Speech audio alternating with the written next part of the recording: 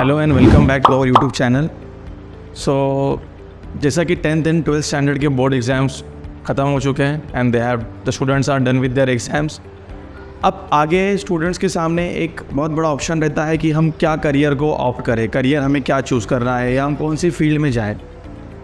Career के बारे में डिस्कस करने के लिए ये लेक्चर आपके सामने है। तो इस लेक्चर में हम बच्चों को और पेरेंट्स को ये बताना चाहते हैं कि उनके बच्चे के सामने या स्टूडेंट के खुद के सामने, उसके अपनी लाइफ के सामने उसके पास क्या क्या करियर अपॉर्चुनिटीज़ अवेलेबल है apart from the normal courses जो हम देखते हैं कि आर्ट, साइंस एंड कॉमर्स।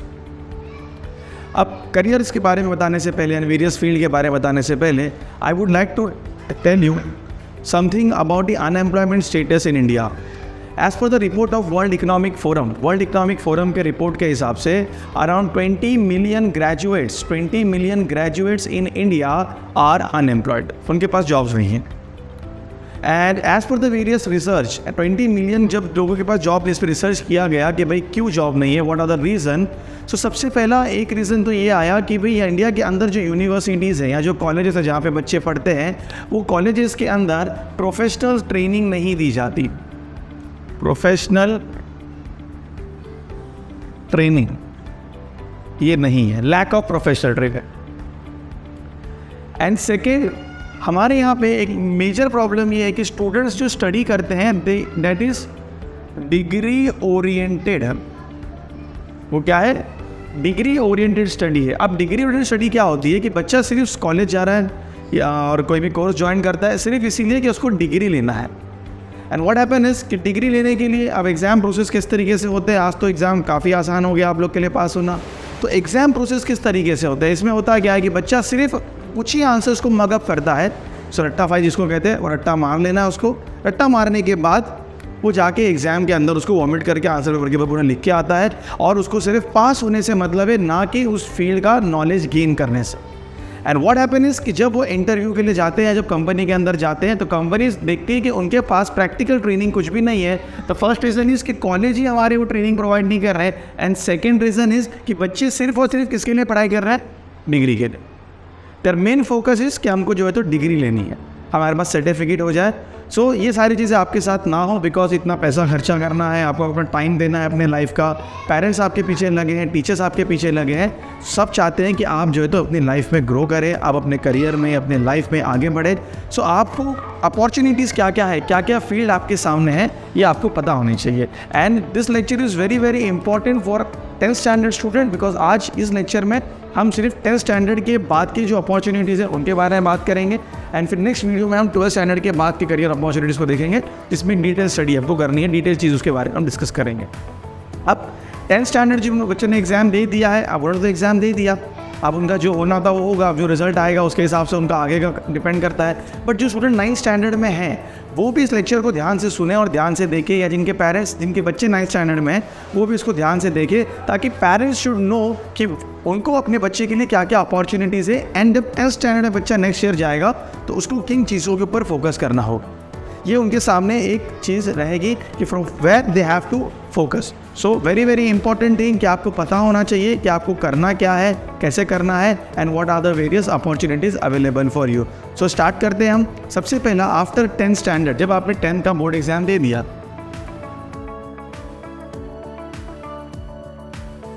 अब 10th का बोर्ड एग्जाम देने के बाद स्टूडेंट्स, आपके दिमाग में 3 ऑप्शन। एक तो जो बहुत अच्छा परसेंटेज लाते हैं, 90 अबव, 85 अबव, 90 अबव, उनको बहुत अच्छे पढ़ने वाले बच्चे हैं, वो साइंस ले लेंगे। जिनका परसेंटेज मीडियम रेंज में होता है, 50 से लेके 60, 75, 80 के बीच में रहता है लगभग, कुछ ज़्यादातर बच्चे वो कॉमर्स को ऑप्ट करते हैं। और लोगों की थिंकिंग है कि भाई जो बच्चे का परसेंटेज 50 से कम आया, स्पेसिफिकली लड़कियों को हम जो है तो आर्ट्स में एडमिशन करा देंगे। ये एक स्ट्रीम बन चुकी है, 3 स्ट्रीम। इसके बाहर हम देखते नहीं है, इसके बारे में हम सोचते नहीं है, और इसके बाहर का हमें पता भी नहीं होता।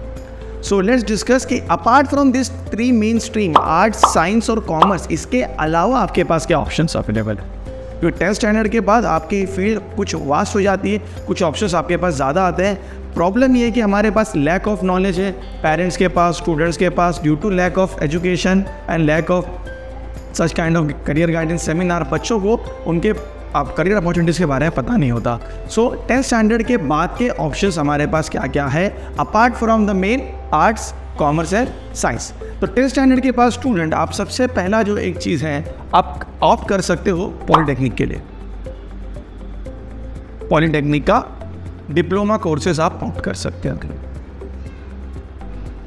डिप्लोमा कोर्सेज तो जब आप 9th एंड 10th स्टैंडर्ड में हो या जो 10th स्टैंडर्ड के बच्चे थे, अगर आपका साइंस और मैथ्स अच्छा है, अगर आपको लगता है कि आप मैथ्स और साइंस में ओके हो, then you could opt for the polytechnic diploma courses.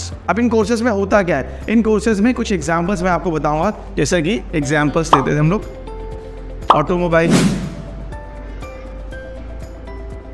Electrical, mechanical,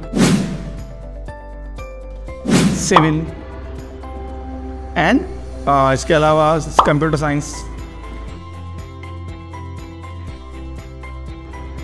ये कुछ कोर्सेज है पॉलिटेक्निक के अंदर कवर है।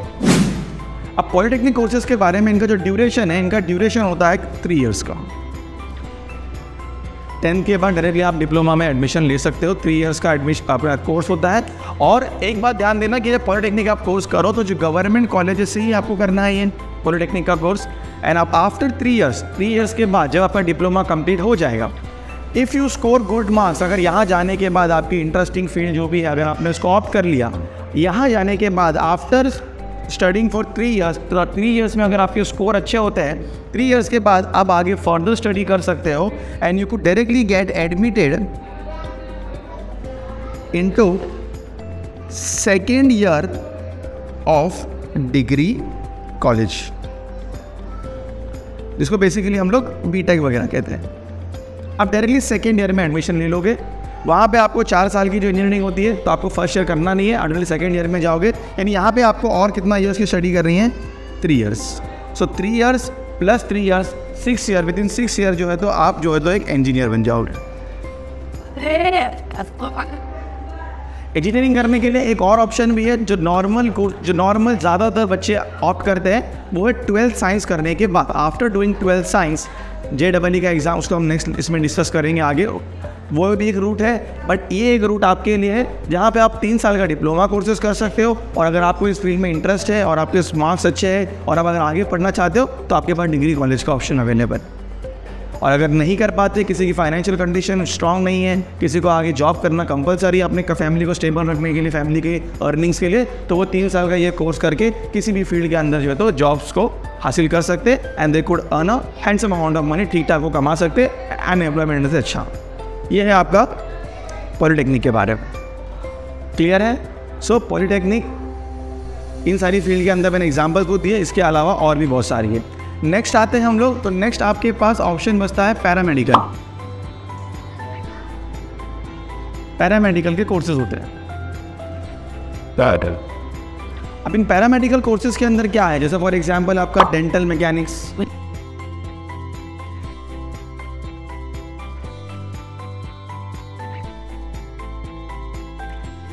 एक्सरे, जो एक्सरे वगैरह निकालते हैं ना हम जाते हैं यहाँ पे डायग्नोस्टिक सेंटर में, तो जो एक्सरे टेक्नीशियन होते हैं वो। फिर इसके बाद नर्सिंग एड, लड़कियों के लिए काफ़ी अच्छा है नर्सिंग एड। और भी ऐसे कोर्स, बहुत सारे कोर्सेज जो पैरामेडिकल, जहाँ पे आपको लैब के अंदर आप जाते हो, जो ब्लड सैंपल आपके कलेक्ट करते हैं, जो आपका एक्सरे निकलवाते हैं, ये सारे लोग जो होते हैं ये पैरामेडिकल कोर्सेज करके वहाँ पे आते हैं। सो आप 10th के बाद इन पैरामेडिकल कोर्सेज को भी कर सकते हो। इनका कोर्स ड्यूरेशन होता है अराउंड 1 ईयर्स और कुछ कोर्सेज का 2 ईयर्स, डिपेंड करता है कोर्सेज के बारे में। अगेन मैं आपको एक बार बता दूं, यहाँ पे मेरा ये जो लेक्चर है, जो मेरा ये एम है या जो मैं चाहता हूँ कि आपको इन फील्ड से मैं एक रूबरू करवा दूँ एंड यू शुड नो कि ये सारी फील्ड्स अवेलेबल हैं। हर एक फील्ड अपने आप में वास्ट है, उसकी डिटेल स्टडी आपको उस फील्ड के चॉइस करने के बाद ही मालूम पड़ेगी उसमें क्या कोर्सेज है, कहाँ से करना है, कैसा करना है, बट एक बेसिक आइडिया आपके सामने होनी चाहिए। तो ये एम की वजह से, ये एम है मेरा, इसलिए मैंने ये जो दो चीज़ को आपके सामने लेके आया।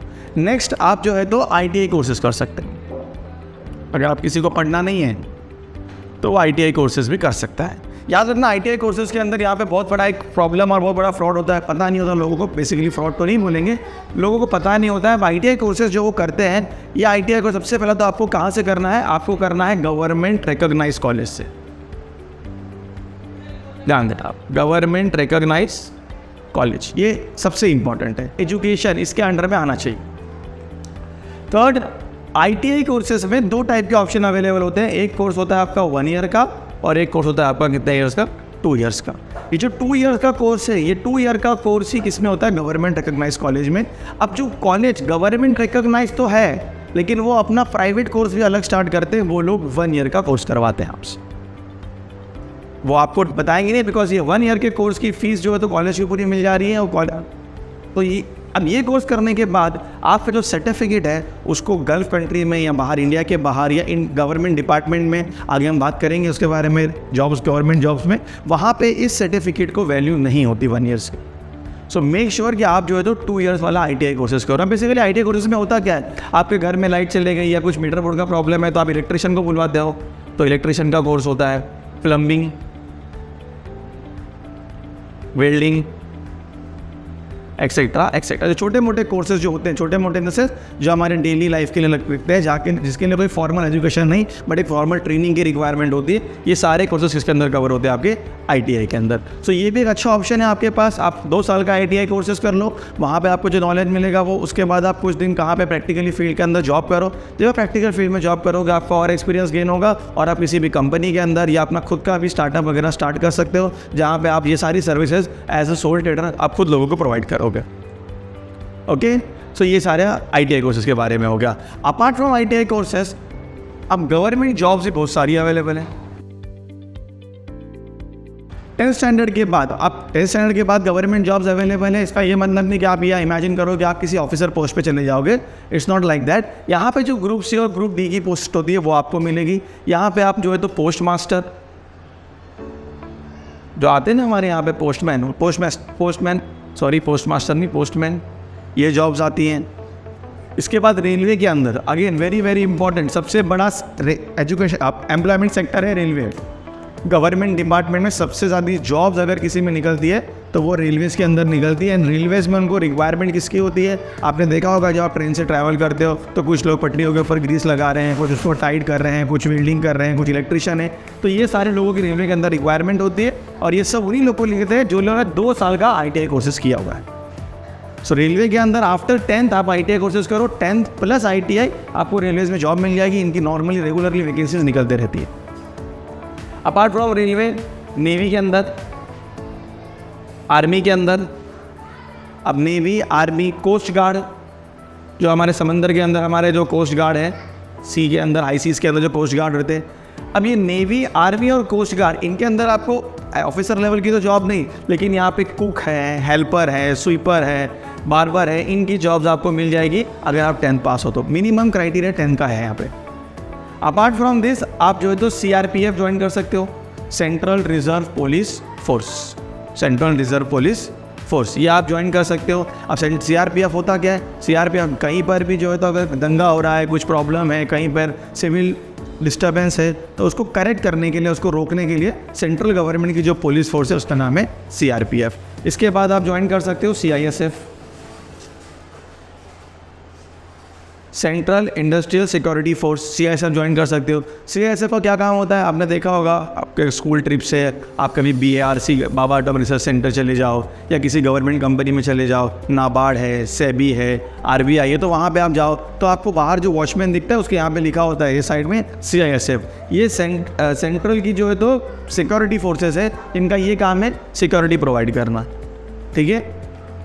तो ये सारी गवर्नमेंट जॉब्स अवेलेबल है after 10th standard. So students and parents, आप इन सारी फील्ड्स को भी कंसिडर कर सकते हो। अब ज़रूरी नहीं है कि हम जो मेन स्ट्रीम के अंदर जो बच्चे जा रहे हैं, ज़्यादातर जो लोग चल रहे हैं आर्ट्स, साइंस या कॉमर्स, उसी को कंटिन्यू करें। हमारे पास ये सारे ऑप्शंस भी अवेलेबल है, इस पर भी हम फोकस कर सकते हैं। बट याद रखना, बहुत से बच्चे जो है तो ITI कोर्सेज करते हैं, मेरा ज़्यादा फोकस इसी पर है, इसीलिए बिकॉज बहुत से लोग ITI कोर्सेज करते हैं और उनको पता नहीं होता, वो बेचारे 1 साल का कोर्स करके आते हैं, वहाँ पे प्रॉब्लम हो जाती है। ये 1 साल का सर्टिफिकेट वैलिड नहीं है। मेक श्योर कि आप जो है तो 2 साल वाले कोर्सेज करो जिसमें 2 ईयर्स का सर्टिफिकेट है, गवर्नमेंट रिकॉग्नाइज कॉलेज सर्टिफिकेट आपका गवर्नमेंट से होना चाहिए। सो ये जो कोर्सेज हैं ये आपके पास 10th स्टैंडर्ड के बाद अवेलेबल है। इसके अंदर पॉलिटेक्निक है, जैसे मैंने पहले ही बताया, साइंस एंड मैथ्स कंपलसरी है, तो साइंस एंड मैथ्स पे आप फोकस करो। जो बच्चे 9th स्टैंडर्ड में हैं, आप साइंस एंड मैथ्स पे फोकस करो 9th और 10th के अंदर, सो दैट 10th के बाद अगर आपको पॉलिटेक्निक में जाना है तो आपके लिए करियर का एक अच्छा अपॉर्चुनिटीज़ यहाँ पे आ सकता है। ओके, ये तो जो है कुछ कोर्सेज़ के बारे में, कुछ फील्ड्स के बारे में हम डिस्कस कर लिया। अपार्ट फ्रॉम दिस जो हमारा मेन स्ट्रीम कोर्सेज है जहाँ पे रेगुलरली या जो फील्ड बच्चों को पता है वो क्या है, एक आर्ट्स, साइंस एंड कॉमर्स, ये 3 तो मेन है ही है।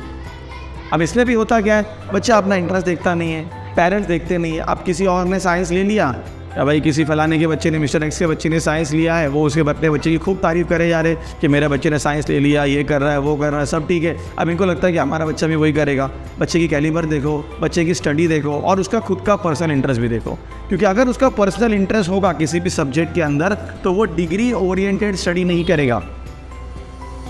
अब वो जब स्टडी करेगा तो बच्चा नॉलेज के लिए पढ़ाई करेगा, ना कि किसके लिए पढ़ाई करेगा, डिग्री के लिए। लेकिन अगर उसका स्टडी में इंटरेस्ट नहीं है, उसको जो फील्ड करना था आपने उसमें नहीं डाला और किसी और फील्ड के अंदर उसको ज़बरदस्ती का आपने फोर्स कर दिया, पुश कर दिया, तो आपकी बात सुन के बच्चा चला जाएगा उसके अंदर, लेकिन वो सिर्फ डिग्री के लिए स्टडी करेगा। मेरे को सिर्फ घर पर दिखाना है कि मैं पास हो रहा हूँ, मुझे नॉलेज से कोई लेना देना नहीं है। आज जब उसके पास नॉलेज नहीं होगा, प्रॉपर ट्रेनिंग नहीं होगी, तो आगे उसको जॉब्स नहीं मिलेगी। फिर चाहे आप साइंस कर लो, आप आर्ट्स कर लो, आप कुछ भी कर लो, आगे जॉब्स की प्रॉब्लम आएगी। सो मेक श्योर कि आप बच्चों से डिस्कस करें कि भाई देखो तुमको क्या करना है। अगर तुमको आर्ट्स, साइंस, कॉमर्स कुछ करना है तो ठीक है, और अगर बच्चे को पढ़ने में इंटरेस्ट नहीं है, बिलो एवरेज है, बिकॉज कोरोना पेंडेमिक के बाद ऐसे केसेस बहुत ज़्यादा बढ़ गए जहाँ पे रीडिंग एंड राइटिंग की भी बच्चों के प्रॉब्लम्स आ गई हैं। 8, 9, 10 के बच्चों को रीडिंग एंड राइटिंग में प्रॉब्लम हो रही है। तो अगर आप बच्चा इतना वीक हो चुका है, आपका इतना वीक है और वो आगे पढ़ने में इंटरेस्ट नहीं दिखा रहा है, तो आप उसको इन कोर्सेज़ की तरफ लेके जा सकते हो, क्योंकि यहाँ पे तो उसको आगे पढ़ना पड़ेगा डिटेल्स तक, लॉन्ग जर्नी है, लेकिन यहाँ पे ज़्यादा अच्छा उसका अर्निंग अपॉर्चुनिटी है, जॉब अपॉर्चुनिटी है। लेकिन यहाँ पे एक स्टेबल लाइफ तो भी वो जी सकता है। यहाँ पे आने के बाद उनको 5, 6, 7 साल रेगुलरली स्टडी करनी पड़ेगी, तब जाके उनका कुछ करियर यहाँ पे स्टेबल होगा। सो अगर बच्चा बिलो एवरेज है या उसको पढ़ने में इंटरेस्ट नहीं है, तो आप इन कोर्सेज़ की तरफ चले जाओ। मार्क्स के हिसाब से नहीं, बच्चे के इंटरेस्ट के हिसाब से बता रहा हूँ कि इन कोर्सेज़ की तरफ चले जाओ। और अगर बच्चा आपका एवरेज से ज़्यादा है, उसको पढ़ने में इंटरेस्ट है और वो इंटरेस्ट दिखा रहा है, तो आपके पास आर्ट्स, साइंस एंड कॉमर्स के ऑप्शन अवेलेबल है। इन ऑप्शन को सेलेक्ट करते हुए भी आपको ये ध्यान में देना है कि आप बच्चों से डिस्कस करें कि उनका पर्टिकुलर फील्ड क्या है, उनको किस चीज़ में इंटरेस्ट है। आगे पेरेंट्स के सामने सवाल आएगा या बच्चों के सामने आएगा कि सर हमें तो कुछ पता ही नहीं है, आर्ट्स क्या होता है, साइंस क्या होता है, कॉमर्स क्या होता है। सो इसीलिए आर्ट्स के अंदर क्या क्या करियर अपॉर्चुनिटीज़ हैं, साइंस के अंदर कैसा आप कर सकते हो और कॉमर्स के अंदर क्या है, वो चीज़ हम नेक्स्ट वीडियो में डिस्कस करेंगे, जिसमें हम कॉमर्स, साइंस और आर्ट्स एक को डिटेल में डिस्कस करेंगे कि भाई यहाँ पे आपके पास क्या क्या ऑप्शंस अवेलेबल हैं एंड अकॉर्डिंगली आप अपनी फील्ड को सिलेक्ट कर सकते हैं। सो होप सो आपको समझ में आया होगा कि 10th स्टैंडर्ड के बाद, क्योंकि अभी आपके पास टाइम है रिजल्ट तक का, आपको सोचना है, आपको अपने करियर को चूज़ करना है। बिकॉज द थिंग इज़ कि 10th के बाद जो आप डिसीजन लेते हो, वो डिसीजन लेने के बाद आपको लाइफ टाइम उस काम को करना है, आपको पूरी लाइफ उस काम को करना। तो मेक श्योर कि आप डिसीजन सोच के लो, समझ कर लो और उसके बारे में नॉलेज लेकर के डिसीजन लो, ना कि दूसरे ने साइंस लिया मैं साइंस लूँगा, किसी ने कॉमर्स लिया मैं कॉमर्स लूँगा, किसी ने आर्ट्स लिया तो मैं भी आर्ट्स लूँगा। इस तरीके से आप काम मत करो। आप अपने इंटरेस्ट के हिसाब से देखो, अपने फैमिली बैकग्राउंड के हिसाब से देखो, आपका फाइनेंशियल स्टेबिलिटी देखो, आपका फाइनेंशियल सपोर्ट कितना है, एंड अकॉर्डिंगली आप इन कोर्सेज में से किसी भी एक को ऑप्ट कर सकते हो। Okay, thank you so much. और नेक्स्ट वीडियो में हम आर्ट्स, साइंस एंड कॉमर्स इनके बारे में डिस्कस करेंगे। Thank you once again.